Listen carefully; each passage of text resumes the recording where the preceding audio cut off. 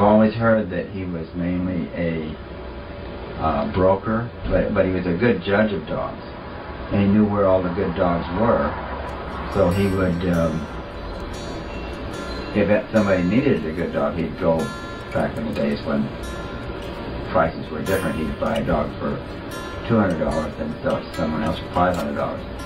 And it'd go directly from that person to the other one, so there was no conflict. Well, I don't have to see where you're at. Yeah, but he knew they were good dogs. And so consequently he had all these good dogs that he had sold and got a reputation for putting out good dogs. When I knew Carver he was a young dog man then. And I mean, of course, I was a lot younger, but Bob Hempel and Bob O'Neill and George Sadler, some of those guys were trying to help him. And in fact, Bob Hempel asked him, he said, well, Morris, they didn't pronounce his name Marie, he said, Morris, why don't you breed dogs? He said, well, Bob, I don't have the patience for him to grow up. I can't wait for him to grow up, so I'm never going to be a breeder. And that's interesting because he actually did become a fairly good breeder, I think. But there was only a core of dogs that he was breeding himself. There was apparently a lot of these other transactions going on too. Well, that's why I kind of get mixed up. Every now and then they'll say it's a Carver bred dog or whatnot. And to be honest with you, you really didn't see him, or if you looked at the certain pedigree, I couldn't figure out why they were calling it a Carver dog, other than he sold it. Right. And I think he really gave pedigrees with his dogs. So you weren't always certain how they were bred. Some other honey bunch. I've never heard of any litter mates or any other particular dogs off that same breeding or being litter mates to that dog. Have you ever come across anything as far as... No, I haven't, and there's always been the question whether she was really by Bully's son or not. And I know that James Crenshaw and what was his partner's name? Anyway, you know his partner's name, right? Garrett? Not Garrett, but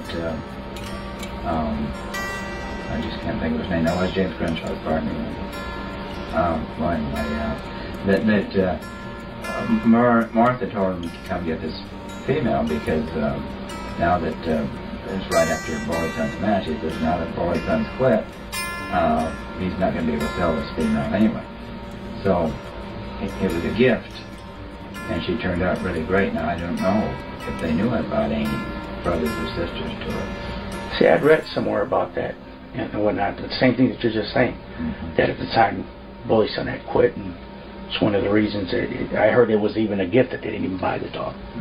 You know, but who's to say? And that's why I'm just trying to find out if anybody has ever heard of any litter mates. And to my knowledge, as of right now, there's nobody ever had another dog off of that. Yeah, I haven't heard. No, I've written the ADBA just to see if there's any dogs registered under that sire and dam, and other than Honey Bunch, they don't have anything as far as that goes.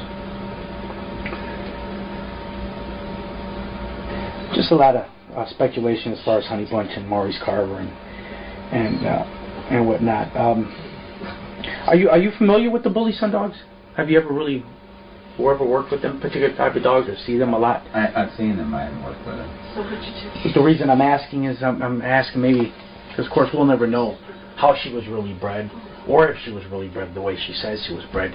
I'm looking for similarities as far as maybe if you can, since you've seen a lot of Bully Son dogs, is she typical of a Bully Son dog? From people that I've seen, people I've talked with have seen her said that she was. She had similar disposition. And of course she had ability. And so I suspect that she probably was bred that way. I'm not happy about that because I'm not high on Bully Son. A Jeep I love. You know, both dogs I know only by reputation.